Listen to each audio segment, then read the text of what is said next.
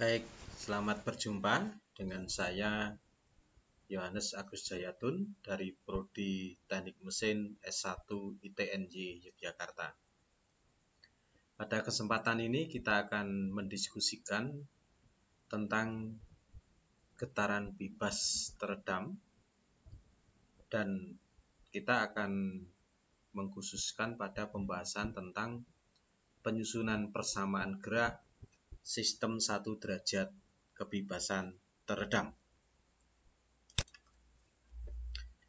Kalau kita kembali melihat getaran bebas tanpa redaman, yang mana secara lambang digambarkan ada sebuah massa yang ditumpu dengan pegas K, maka apabila massa ini dipukul, massa ini akan melakukan gerakan osilasi atau bergetar.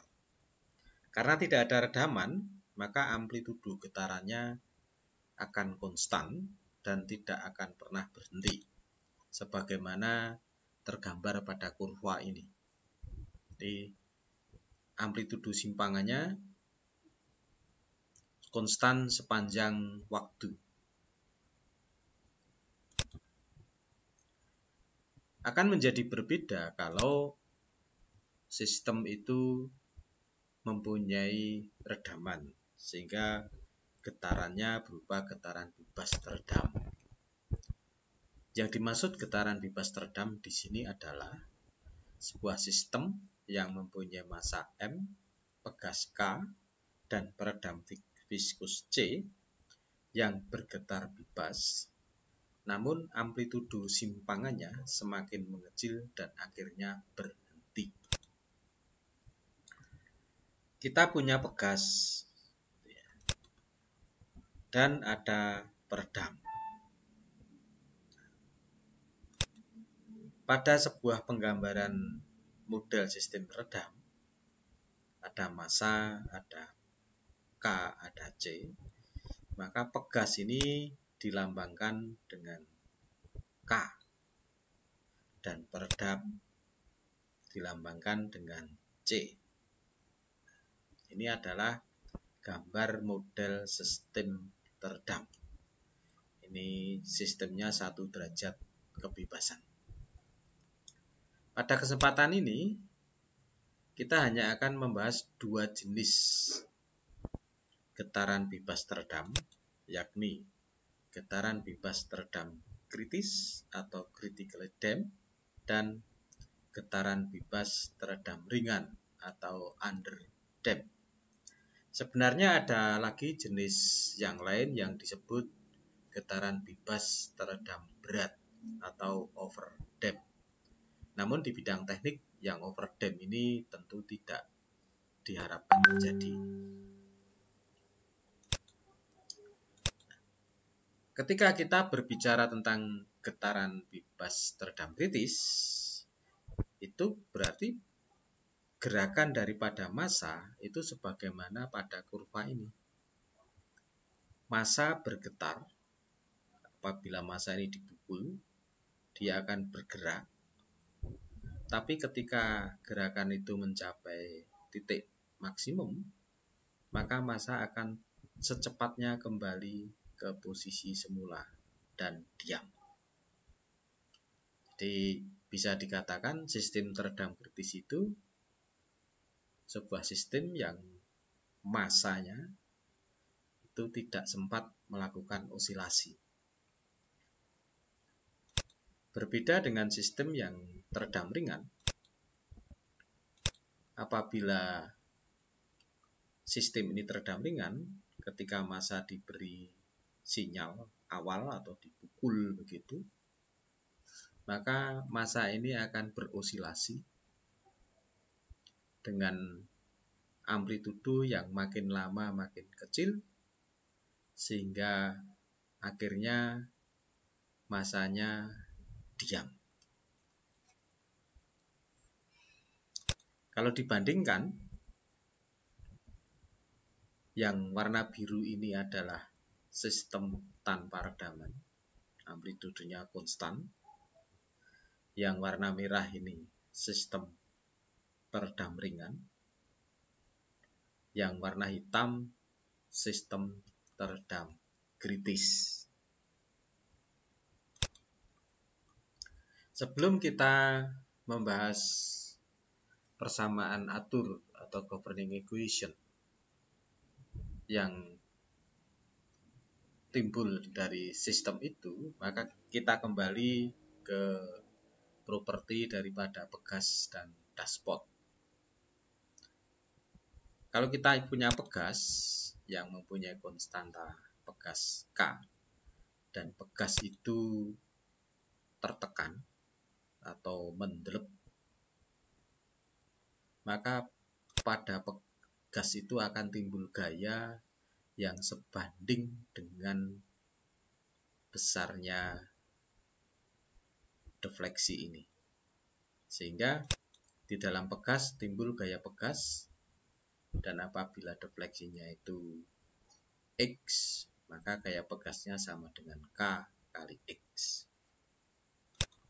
Contoh, sebuah pegas mempunyai nilai konstanta pegas 100.000 Newton per meter. Pegas itu dibebani karung beras dan ternyata mendelep sebesar 1 cm. Berapa berat beras yang membekani pegas itu? Karung beras membebani pegas sehingga mendelep atau mengkeret gitu ya. Mendelep itu bahasa Jawa. Akibatnya di dalam pegas itu timbul gaya pegas. Berat pegas yang membebani berat beras yang membebani pegas sama dengan gaya pegas. Jadi kalau X-nya itu 1 cm atau 0,01 meter dan K-nya 100.000 Newton per meter atau 10⁵ Newton per meter, maka gaya pegasnya adalah K kali X 10⁵ kali 10⁻², ketemunya 1000 Newton. Atau secara umum 1000 Newton itu sama dengan 100 kg fos atau 100 kg. Jadi berat beras yang membebani pegas tadi adalah 1000 Newton atau 100 kg. Kemudian kalau kita berbicara tentang peredam, dashpot ya. Dashpot itu tentu mempunyai apa yang disebut koefisien redaman viskus C. Dashpot ini akan memberikan perlawanan terhadap gerakan atau pergeseran. Kalau piston rod ini diam, maka pada dashpot itu tidak timbul gaya yang menghambat. Gaya hambatan pada dashpot atau gaya redaman itu hanya timbul ketika ada gerakan dari piston rod. Jadi kita tahu bahwa apabila piston rod itu bergerak, dia punya kecepatan, dan kecepatan itu adalah turunan pertama daripada X atau ditulis X dot. Nah, apabila dashpot ini menerima pergeseran dengan kecepatan X dot, maka pada dashpot akan timbul gaya redaman yang besarnya C kali kecepatannya. Contoh, sebuah redaman mempunyai koefisien redaman viskus 200 Newton/second per meter. Redaman itu menerima pergeseran dengan kecepatan 0,5 meter per detik. Berapa gaya redaman yang menghambat pergeseran itu? Gaya redaman sama dengan C kali X dot. Sehingga gaya redaman sama dengan 200 Newton/second per meter kali setengah meter. Ini mestinya setengah meter per detik. Saya ralat setengah meter per detik. Sehingga gaya redamannya 100 Newton. Jadi itulah dua properti pegas dan redaman yang mana nanti kedua elemen itu akan berperan dalam sebuah sistem teredam. Tentu elemen yang satunya adalah massa, yang massa itulah yang berosilasi. Kembali ke analisis getaran bebas teredam. Apabila sebuah massa itu melakukan getaran bebas teredam, maka kita bisa membuat free body diagram. Ketika massa ini turun sebesar X, maka massa ini mempunyai gaya inersia yang besarnya M kali percepatan. Percepatan itu turunan kedua dari jarak atau X double dot. Akibat dari massa turun sebesar X, maka pada pegas timbul gaya pegas yang melawan gerakan massa besarnya K kali X, dan pada redaman timbul gaya redaman yang melawan gerakan massa besarnya C kali X dot. Kita tahu bahwa berdasarkan hukum kedua Newton, jumlah gaya-gaya luar sama dengan gaya inersianya.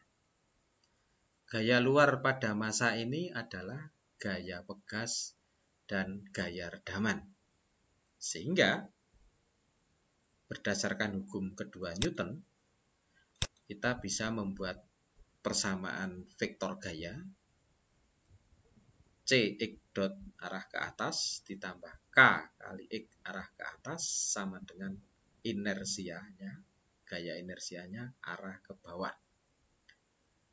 Apabila yang arah ke atas itu diberi tanda positif, maka persamaan vektor ini bisa ditulis Cx dot ditambah Kx sama dengan minus Mx double dot.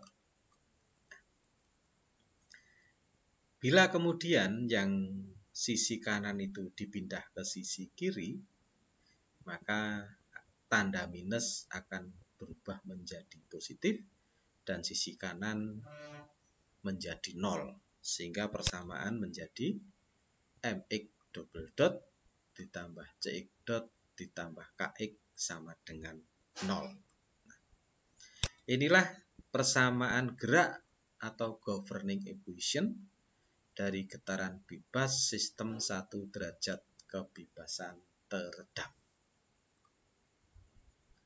Tentu analisis kita tidak hanya sampai pada terbentuknya governing equation, karena kita belum mengetahui seberapa besar simpangan daripada massa ini.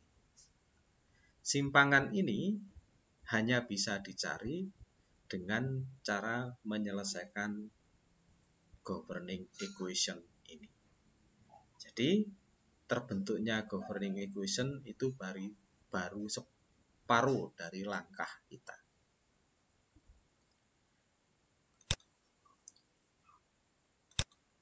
Ketika kita mempunyai governing equation Mx double dot ditambah Cx dot ditambah Kx sama dengan 0 dan kita sebut persamaan 1, dan kemudian bila simpangannya itu dimisalkan sama dengan A dikalikan E berpangkat ST, di mana A itu adalah konstanta dan S itu sesuatu, maka nilai daripada X dot atau turunan daripada X ini adalah ASE berpangkat ST, dan turunan keduanya AS kuadrat E berpangkat ST. Bila ketiga-tiganya itu saya namakan persamaan 2, dan kemudian persamaan 2 itu disubstitusikan ke persamaan 1, maka didapatkan M AS kuadrat E berpangkat ST ditambah C dikalikan A SE berpangkat ST ditambah K dikalikan AE berpangkat ST sama dengan 0. Nah, Kalau kita lihat persamaan ini, ada unsur-unsur yang sama. Unsur yang sama itu adalah A, sehingga A-nya bisa dicoret. Ternyata masih ada unsur yang sama lagi, yakni E berpangkat ST, sehingga E berpangkat ST bisa dicoret. Dengan demikian, persamaan tinggal menjadi MS kuadrat ditambah CS ditambah K sama dengan 0. Persamaan ini disebut persamaan bantu dan berupa persamaan kuadrat. Persamaan kuadrat itu dapat diselesaikan dengan rumus ABC, yang dalam hal ini A-nya sama dengan M, B sama dengan C, dan C sama dengan K. Kita tahu kalau kita mempunyai persamaan AX kuadrat tambah BX tambah C sama dengan 0, maka nilai daripada X1 dan X2 atau akar-akar dari persamaan itu adalah min B plus minus akar B kuadrat min 4AC dibagi 2A. Ini adalah rumus ABC. Nah, dan rasanya sudah dipelajari sejak kita SMP. Kalau kemudian kita mempunyai persamaan kuadrat dalam S, maka dengan logika rumus ABC kita bisa mencari nilai S1 dan S2 yang merupakan akar-akar dari persamaan kuadrat ini. Dengan A sama dengan M, B sama dengan C, dan C sama dengan K. Maka didapatkan S12 adalah min C plus minus akar C kuadrat min 4MK dibagi 2M.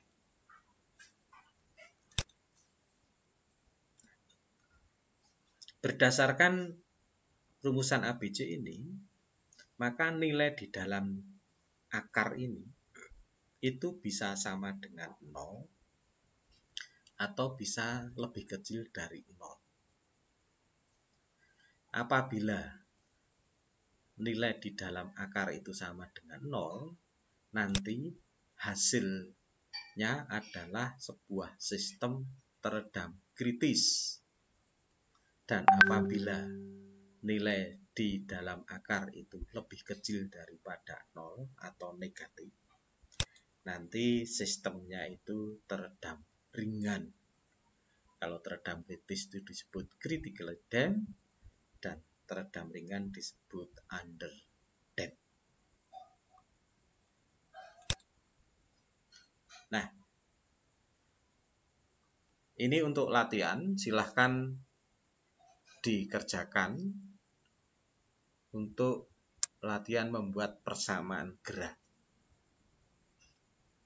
Di nomor 1 ada batang, masanya M, panjangnya L, pada ujung kiri ditumpu dengan sendi, dan ujung kanan ditumpu dengan pegas K dan dashpot C. Buatlah persamaan gerak yang menggambarkan getaran daripada batang ini.